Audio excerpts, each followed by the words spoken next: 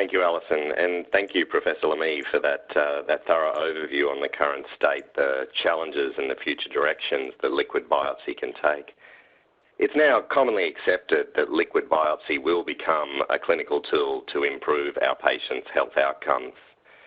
This is because it offers the opportunity of providing real-time data on tumour biology, facilitating earlier changes to effective therapies, and delivering analysis of the global disease burden that's happening in these later stage metastatic patients.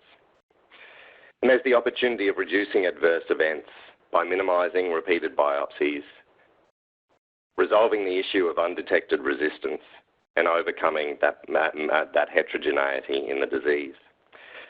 So Agena Bioscience is releasing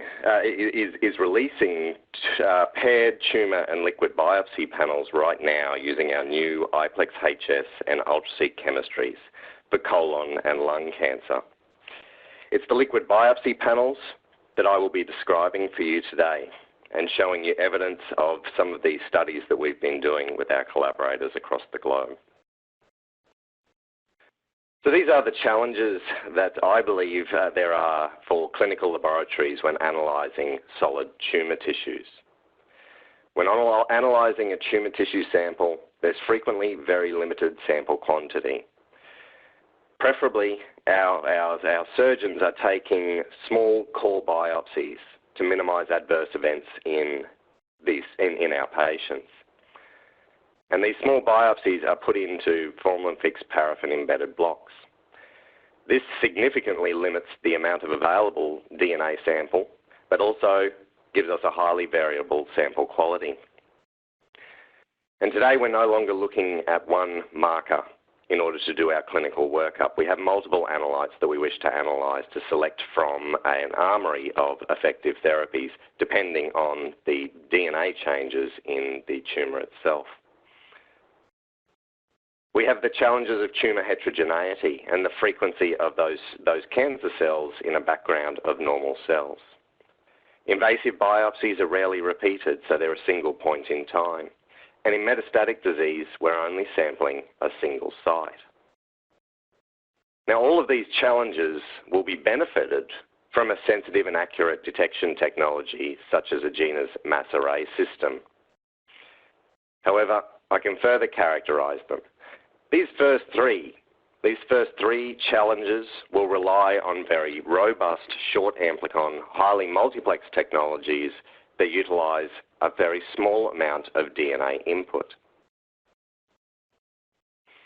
And I'd like to just invite you to our iPlex HS webinar, which will be happening on the 26th of April.